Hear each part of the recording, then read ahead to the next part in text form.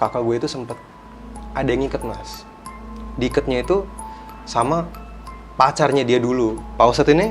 Nah terus dia ke bawah itu dia nemuin keris 2 di atas. Ini pertama kalinya mungkin mas gue ngeliat keris itu posisi digeletakin di meja, itu dia berdiri sendiri.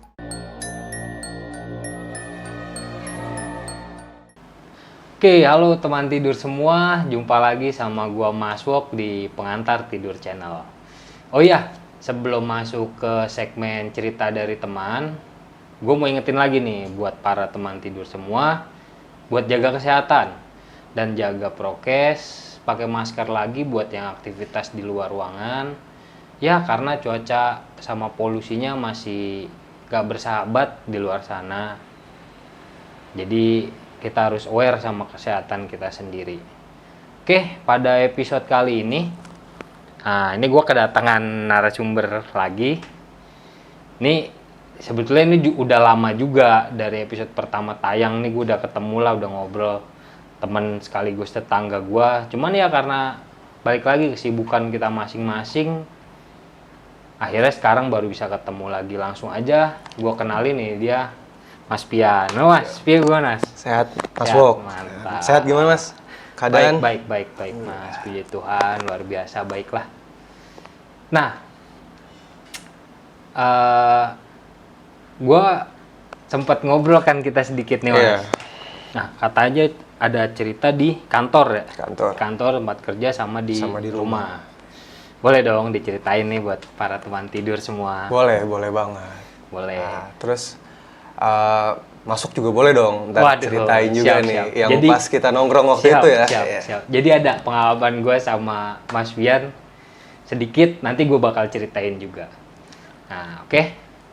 Langsung aja kita fokus, kita dengerin ceritanya.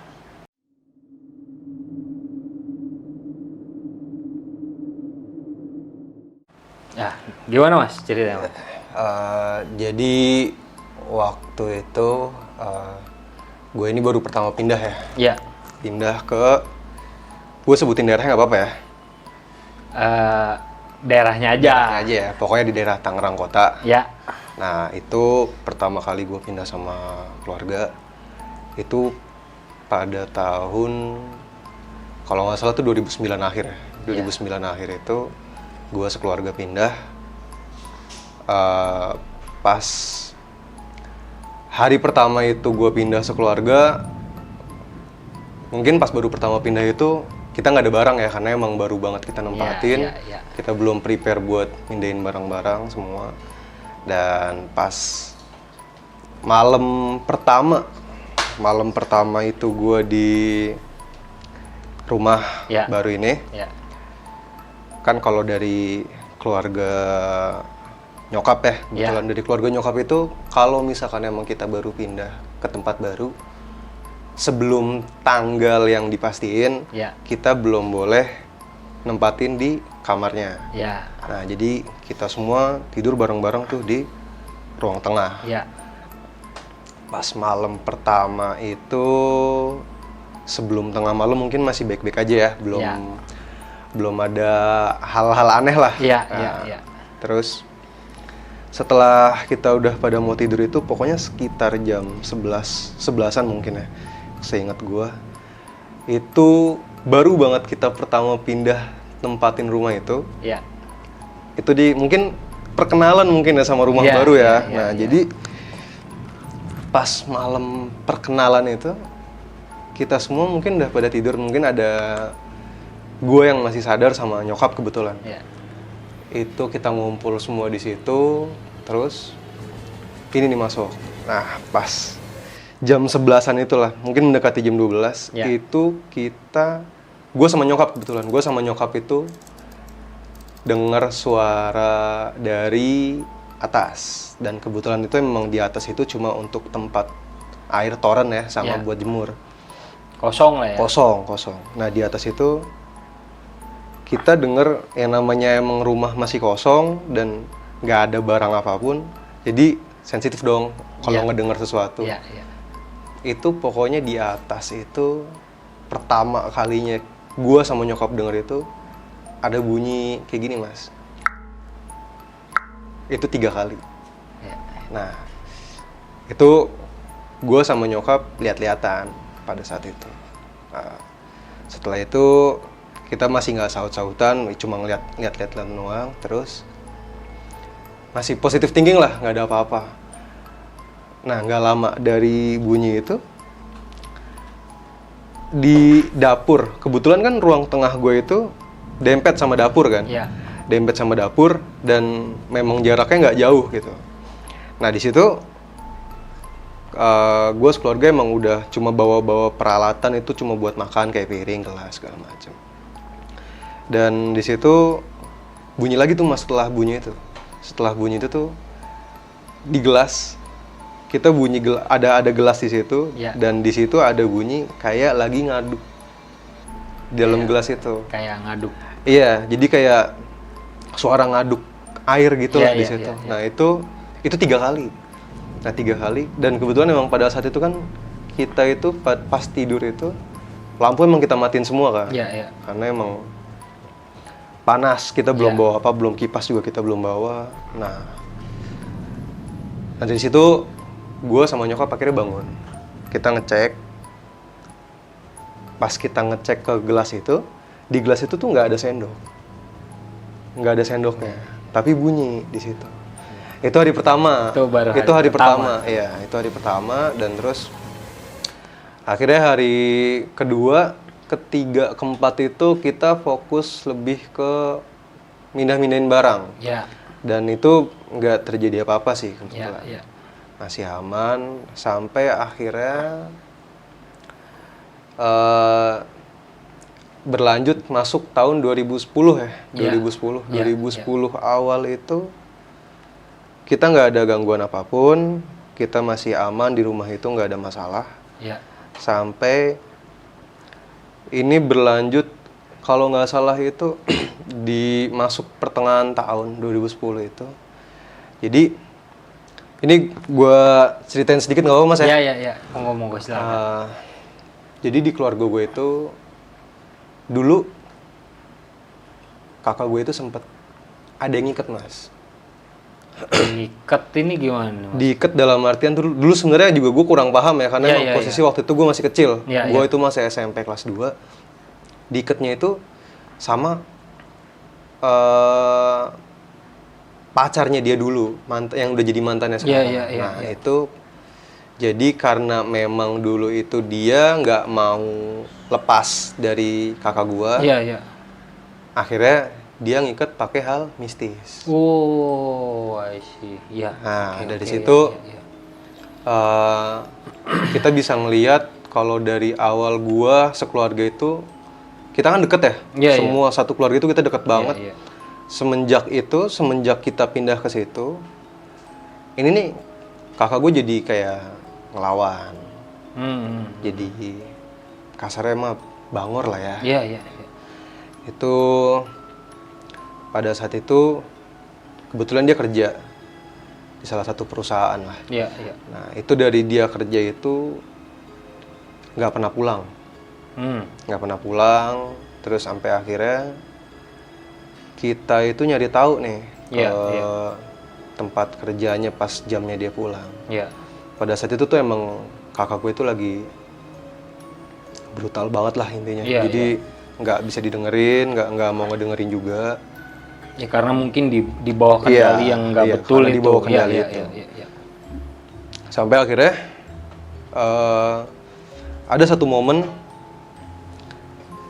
gue sekeluarga ngejemput. Iya. Dan emang kebetulan gue sekeluarga tahu Iya. rumah si cowoknya ini. Iya, iya, Akhirnya kita ngejemput paksa, kita bawa pulang. Dan itu setelah dibawa pulang itu, pada saat itu memang mungkin gue sama sekeluarga nih, sama kakak gue tuh udah kayak lost communication. Iya, iya. Jadi di situ tuh kayak kakak gue tuh jadi linglung, Oh. sempet kayak gitu. Dan akhirnya karena waktu itu memang kita nggak mau ikut campurin ke keluarga lain, jadi cukup Iya, keluarga iya. kita sendiri. Bokap gue nyari orang pinter lah. Iya. Jadi orang pinter. Yang di bidang itulah. Yang di bidang ya, itu. ya, ya. Pas kita udah ketemu orang itu, tadinya pertama kali ketemu orang itu minta kakak gue dibawa ke sana, dibawa ke lokasi. Dan setelah sehari itu, pada situ gue nggak ikut, gue cuma dengar ceritanya aja dari nyokap. Itu setelah dari situ mungkin agak sedikit sehat, karena udah agak nyambung nih pas diajak ngobrol. Cuma itu cuma nggak bertahan lama mas, nggak bertahan lama. Itu cuma nyampe seminggu lah. Cuma sampai seminggu, dan akhirnya kayak gitu lagi. Dan akhirnya bokap manggil lagi ke rumah. Dan dibawa lagi ke rumah. Akhirnya itu kita ngadain ruqyah mas. Kita ngadain ruqyah di rumah. Kita ngadain ruqyah karena pada saat kita sebut Pak Ustadz aja lah ya. Iya, Pak Ustadz. Kita sebut Pak Ustadz ini pas sudah dia ke rumah. Kita semua tuh nggak tahu. Ini tuh sebenarnya apa sih yang terjadi nih sama kakak gue ini. Dan dibuka di situ ternyata memang kakak gue ini ditempel dari cowoknya ini untuk ngikat biar dia nggak kabur kemana-mana. Jadi tetap sama orang itu walaupun posisinya dia jauh. Akhirnya gimana caranya untuk kita ngelepas? Pada saat itu hari pertama ya di rumah gue ini, gue ngaji sekeluarga sama Pak Ustadz ini. Jadi pas ngaji pertama ini, kakak gue itu, gue nggak tahu sih mas ya, pada saat itu gue jadi pas kita ngaji itu, kakak gue tuh kayak teriaknya tuh teriak lirih kayak, kayak kesakitan, kayak lah, kesakitan gitu ya. Itu pengajian hari pertama dan akhirnya itu berlanjut sampai pagi tuh mas. Jadi dari malam itu dari setelah Isya sampai pagi itu dia lirih terus teriak-teriak, dan kita juga masih bingung nih kenapa. Jadi pas setelah pengajian itu, karena mungkin gue waktu itu masih awam juga, gue nggak terlalu ngerti ya itu kejadian kayak gitu tuh kenapa. Dan di hari pertama itu setelah pengajian, Pak Ustadz ini dia minta izin sama keluarga untuk ngegeledah rumah, dalam artian dia pengen lihat siklus dalam rumah itu kayak gimana aja. Dan terus akhirnya dapat izin dari bokap. Setelah itu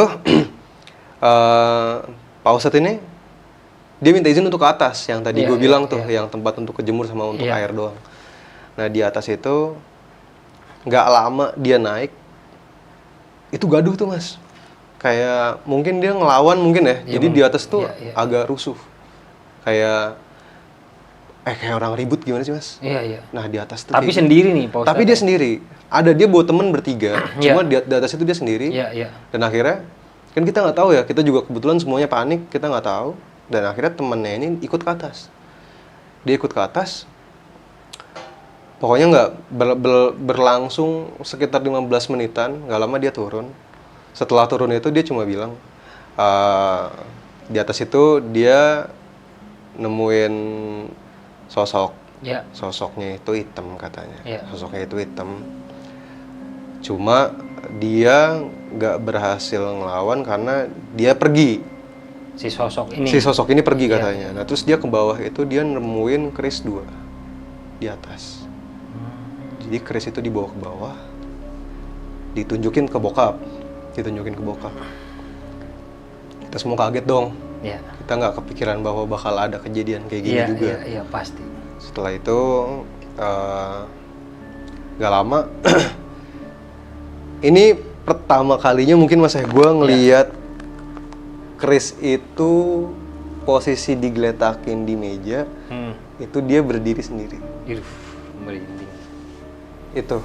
Itu pada saat itu gue ngelihat pertama kali. Semua tapi ngelihat? Semuanya ngelihat, semua nyokap gue ngelihat. Cuma kebetulan waktu itu adik-adik gue udah disuruh tidur duluan. Karena emang pada saat itu masih kecil-kecil semua kan. Gue juga waktu itu masih SMP. Dan setelah itu akhirnya gue disuruh, setelah gue ngeliat itu, gue kepo dong, gue nanya, itu kenapa bu? Gitu. Kok berdiri sendiri?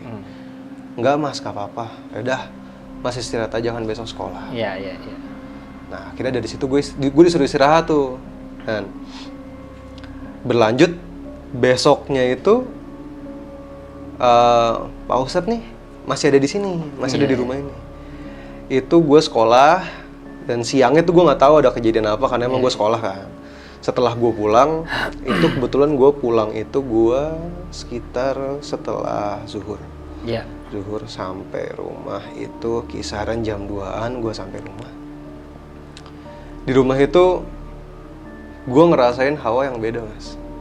Mungkin yang tadinya gue ngerasain biasa aja gitu ya. Dan setelah gue pulang ke rumah ini gue ngerasain kok di rumah ini hawanya beda banget ya. Kayak pada saat itu tuh mendung. Gue inget banget waktu itu mendung. Sempat gerimis juga. Dan ini tuh gerah banget. Iya. Gerah banget, panas banget. Padahal kipas sudah nyala. Terus langsung berlanjut aja nih mas ya ke malam nih, lanjut ke malam. Ya jadi hari kedua ini lanjut pengajian lagi ya, pengajian lagi itu. Ya. Itu gua sekeluarga mulai pengajian itu jam 11 malam. Ya. Jam 11 malam. Karena memang nunggu kondisi lingkungan agak mulai sepi lah. Ya, jadi biar bisa lebih fokus dan nggak ngeganggu yang lain. Iya. Betul. Itu jam 11 dan kebetulan besoknya gue libur. Akhirnya gue ikut ngaji di situ. Ikut ngaji dan kejadiannya sama kayak hari pertama. Kakak gue itu lirih, teriak-teriak. Cuma di sini itu gue ngeliat kakak gue itu situ kayak gue nggak ngeliat kakak gue mas di situ. Kayak bukan kakak. Kayak bukan kakak gue. Nah di situ pengajian selesai. Itu kakak gue masih teriak-teriak. Gue nggak ngerti ya masa konteks yang namanya ruqyah jelasnya itu seperti apa. Karena jujur pada saat itu pas lagi kakak gue teriak-teriak, itu Pak Ustadz ini minta tolong sama nyokap, bokap gue untuk megangin tangan kakak gue. Megangin tangan kakak gue. Dan terus waktu itu gue nggak tahu ya dibacain doa apa. Gue cuma ngeliatin doang dari depan. Setelah itu yang gue lihat di situ itu tuh kayak si Pak Ustadz ini tuh ribut sama sosok yang mungkin ada di dalam kakak gue ini. Iya. Itu gue ngelihat yang namanya Ustadz itu sampai kelempar juga di situ. Otomatis gue pas saat itu gue takut kan. Gue masih takut, gue nggak ngerti juga. Pasti. Karena gue mikirnya ya ini pengajian biasa aja lah. Gue nggak ngerti. Awalnya nggak tahu seperti itu. Awalnya nggak tahu bakal kejadian seperti ini juga. Terus akhirnya di situ Pak Ustadz ini minta untuk diambilin air. Diambilin air, dibacain doa akhirnya. Disuruh kakak gue untuk minum. Dan pas disuruh minum ini, kakak gue nggak mau minum mas. Nggak mau minum. Dia nggak berontak sampai akhirnya gelasnya ini dilempar, pecah lah. Dan itu mungkin nyokap sama bokap juga panik juga ya. Sambil megangin kakak gue, sambil nyuruh istighfar. Itu Pak Ustadz itu juga minta untuk dibacain ayat kursi lah. Jadi minta dibantu untuk bacain ayat kursi. Dan itu kejadian itu akhirnya berlangsung, gue ingat sampai jam 2:30 pagi. 2:30. Berarti sebelum subuh lah ya, masih jauh lah. Itu pokoknya yang paling lama itu di situ itu ngeluarin yang ada di dalam kakak gue itu mas. Itu pas udah ngeluarin itu di jam 2:30-an lah mendekati subuh. Itu Pak Ustadz ini minta disiapin botol minuman, botol minuman apa aja lah di situ pokoknya yang ada untuk dimasukin ke botol itu. Si sosok ini. Setelah berhasil dikeluarin, akhirnya dimasukin ke botol ini. Itu terjadi lagi sama halnya kayak yang gue ngeliat Chris itu bangun. Cuma beda halnya kalau botol ini tuh dia terbang. Melayangnya nggak terlalu tinggi lah. Di situ cuma Pak Ustadz ini cuma bilang, ya ini kuat. Iya. Ini kuat banget. Makanya kemungkinan besar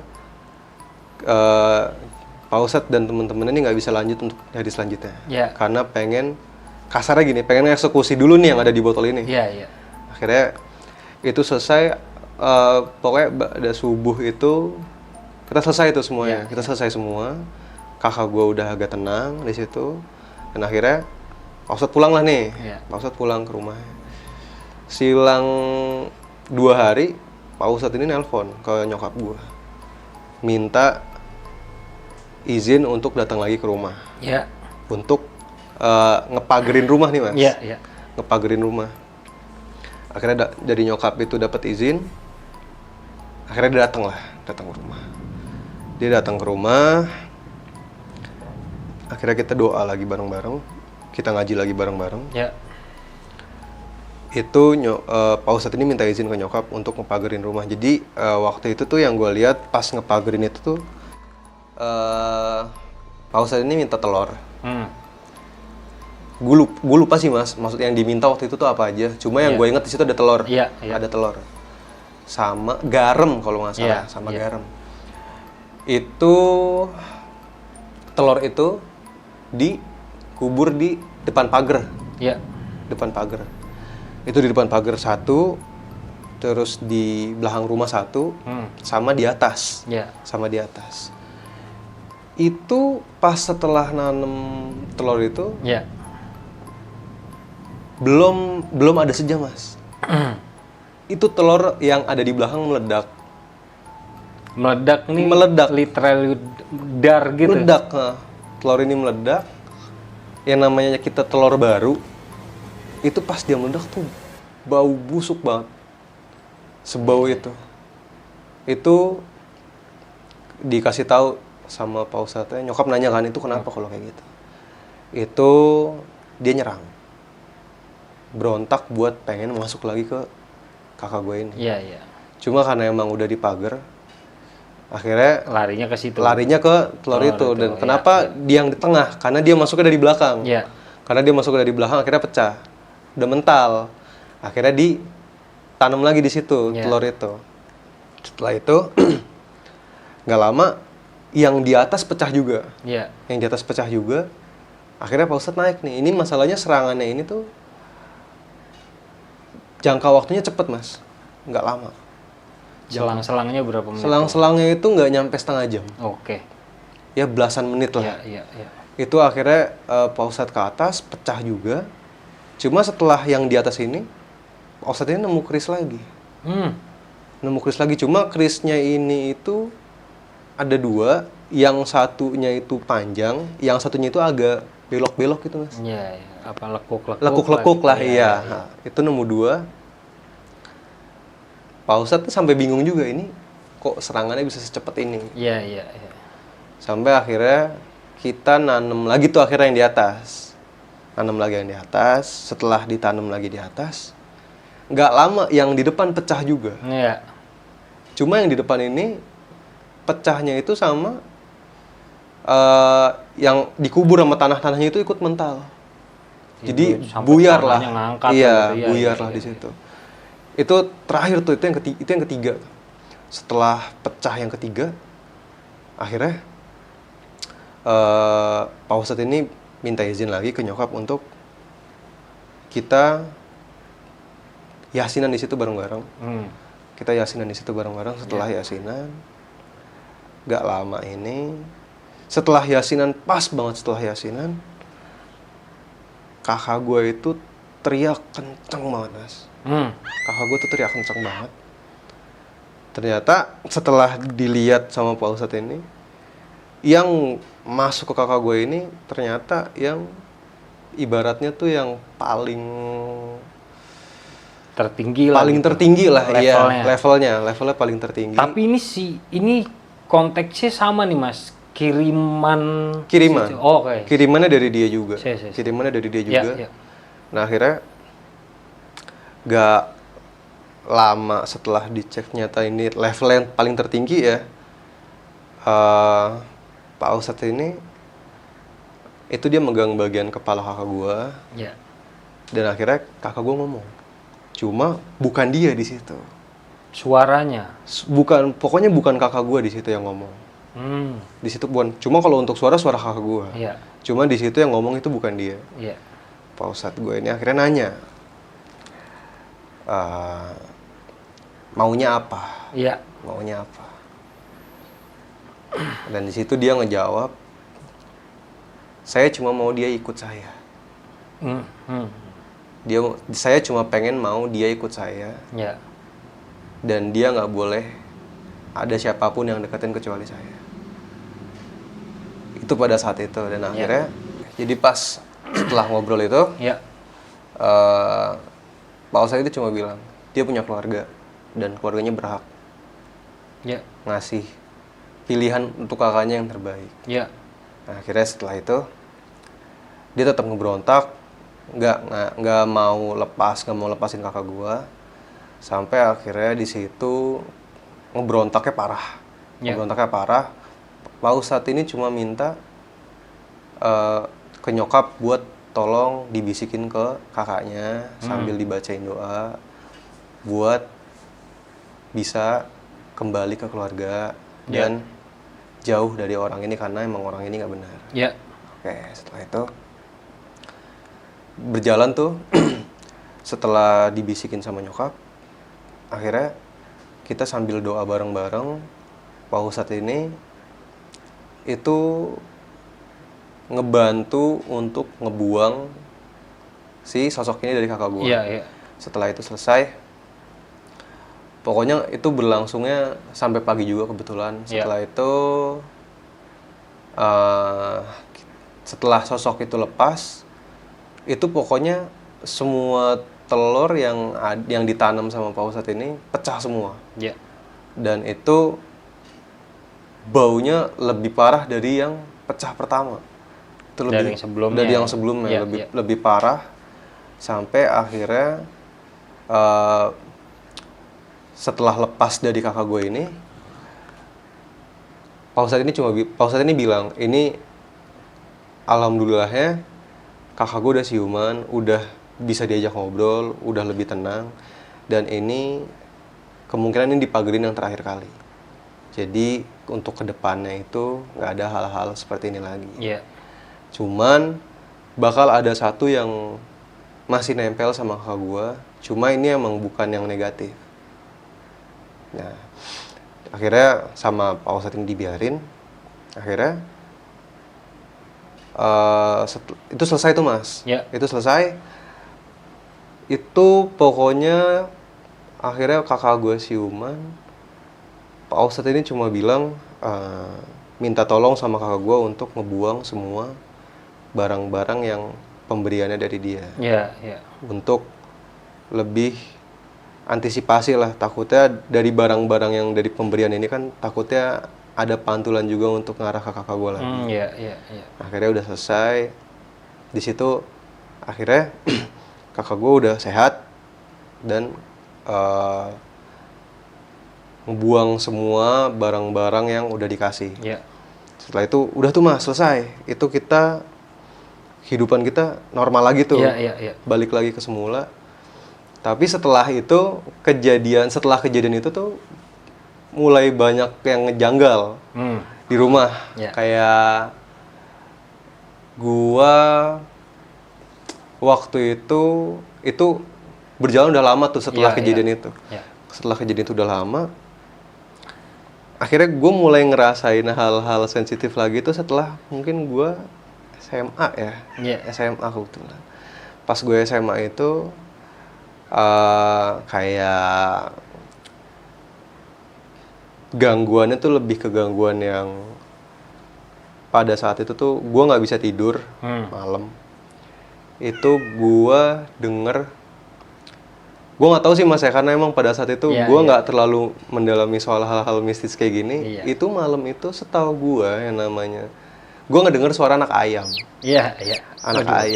Anak ayam itu pada malam itu tuh pas gue ngedenger bunyi anak ayam itu, yang gue pikir ya namanya ayam tuh malam nggak aktivitas. Iya, iya. Setahu gue, anak ayam namanya ayam itu nggak ada aktivitas malam-malam. Iya. Itu gue ngedenger pokoknya suara lirihan ayamnya itu jauh banget, Mas. Iya, iya. Itu suara lirihan ayam itu jauh banget. Itu posisinya itu ada di atas rumah. Setelah itu pada saat itu kan di rumah gue ini kan kamar cuma ada 2 ya. Iya.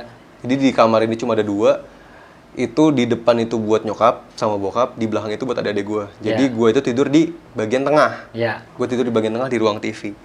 Itu di ruang TV itu gue nggak denger sendirian karena waktu itu gue nggak tahu kalau ternyata bunyi anak ayam itu ada sesuatu sebelum gue tahu. Iya, iya. Sebelum gue tahu. Nah, akhirnya setelah gue nyari tahu anak ayam ini apa, ternyata si cantik nih. Iya lah. Ternyata si cantik. Iya, iya, iya. Aduh, Ternyata si cantik, iya. Setelah gue cari tahu, itu setelah gue denger itu, gue browsing kan, bunyi itu tuh sebenarnya apa kalau malam-malam.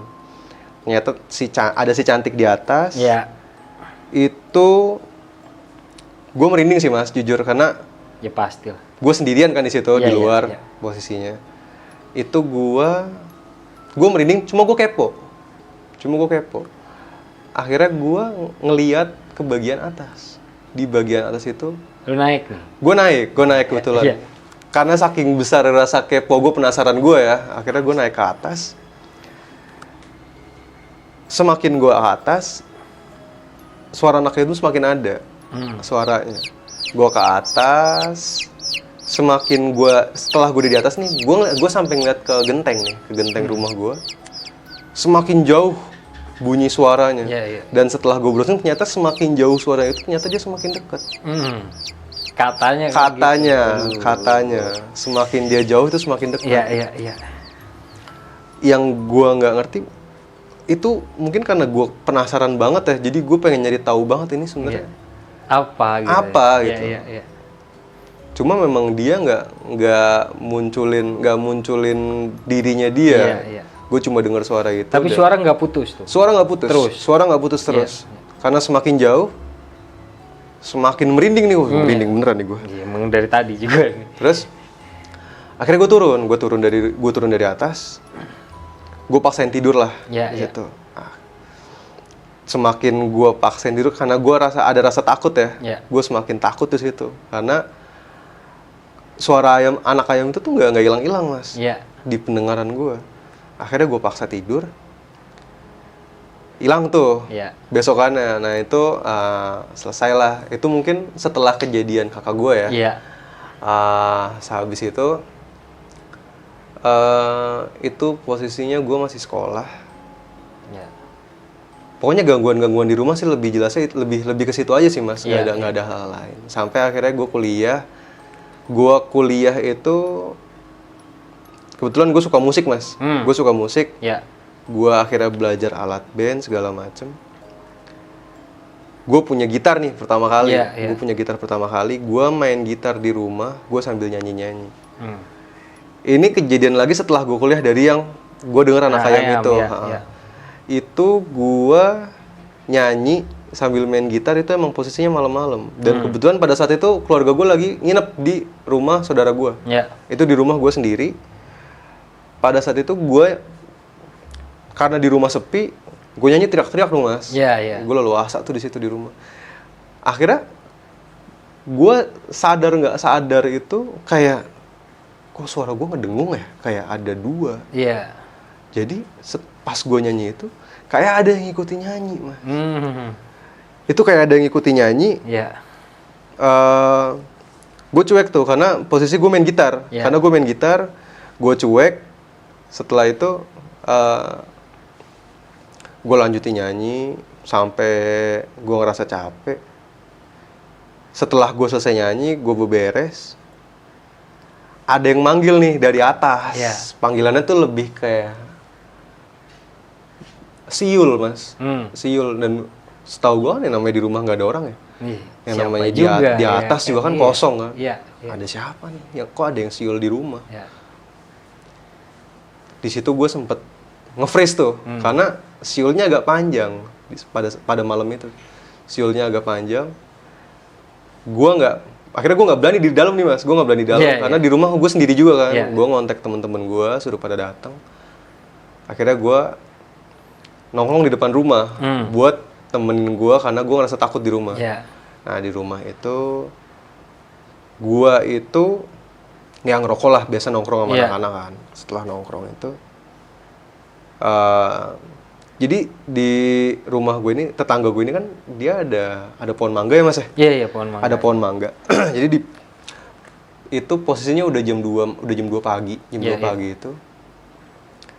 Gue nggak tahu, mungkin karena gue nongkrong berisik mungkin ya.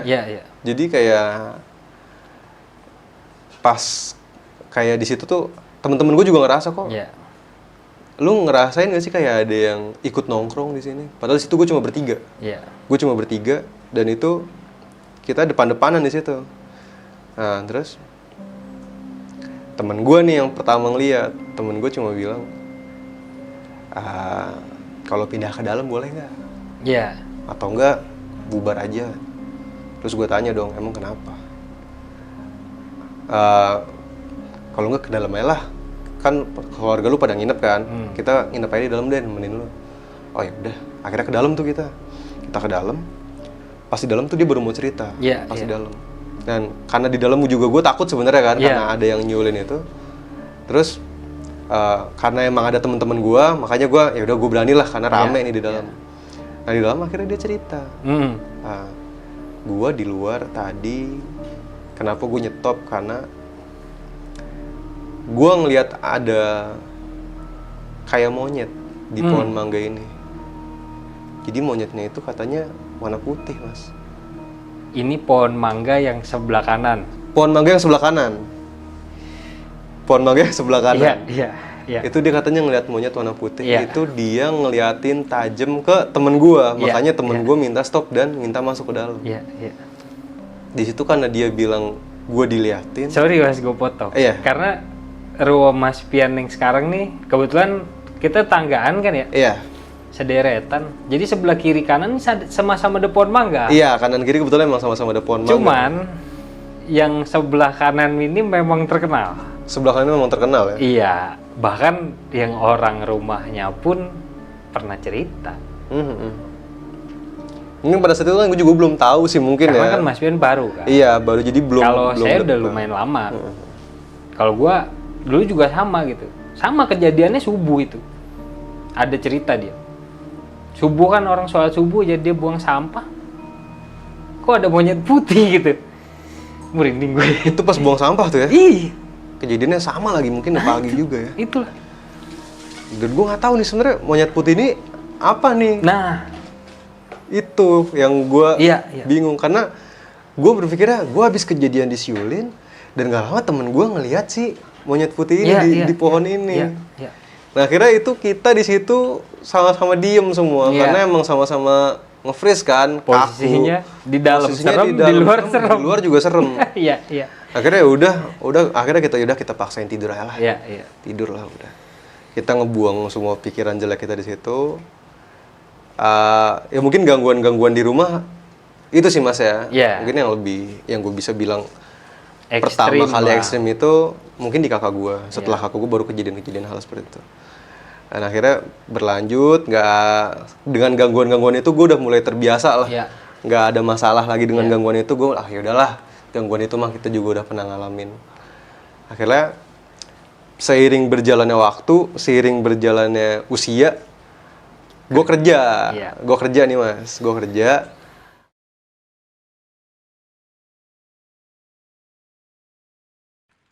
Nah di toilet jongkok ini, sebelah ini ada yang gedor-gedor mas.